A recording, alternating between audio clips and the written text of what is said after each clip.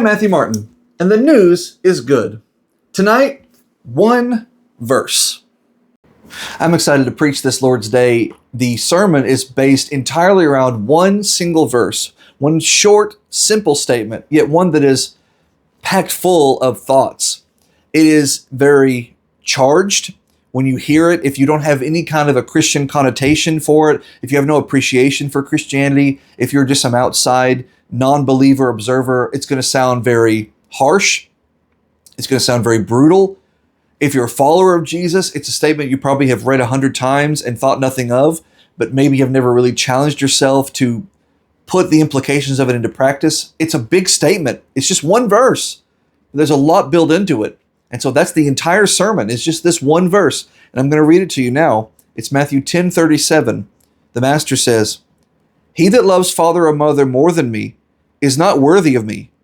He that loves son or daughter more than me is not worthy of me." That's it. That's the thought. Now you could keep going. Verse 38 is, "And he that takes up not his cross and follows after me is not worthy of me. He that finds his life shall lose it. He that loses his life shall find it." There's a lot built into this context, and we're not even going to look at the other two verses. Just the first verse of that reading, verse 37, "He that loves father or mother more than me is not worthy of me. He that loves son or daughter more than me is not worthy of me." What is he saying? What is he not saying? What's he implying? What is the takeaway I'm supposed to have with this, and should I not have from this? There's a lot to read into, and there are some things you shouldn't read into it. So that's the sermon this coming Lord's Day. I hope it'll be intellectually and emotionally challenging, but I hope at the end of it, we come out of it with a deeper appreciation for Jesus Christ, with a greater love for Christ, and also, despite how it may read, a greater love for father and mother, son and daughter, and other people that we love in this world.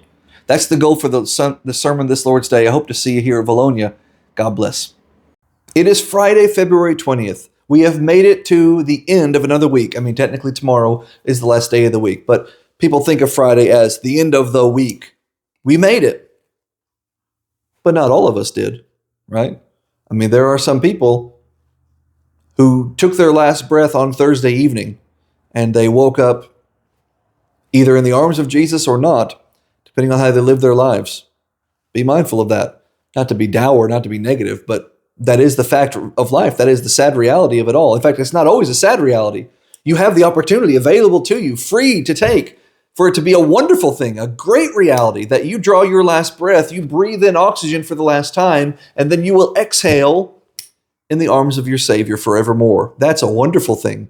Death itself, separation from loved ones, is the enemy, but it is an enemy that has been conquered through Jesus Christ. And we, Paul says, are more than conquerors through him who loved us.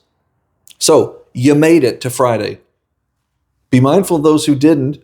Be thinking about those whose loved ones are gone from them, but also appreciate the fact that perhaps Friday, today, is your last Friday, and you may not make it to the next one or to tomorrow. What's your relationship with God like? Have you freely received what he has freely offered to you through the cross? Think about that. My prayer for you is that you will, and that you will make your relationship with God right, so that when you draw your last breath, you'll be thankful that you exhaled in his arms. God bless.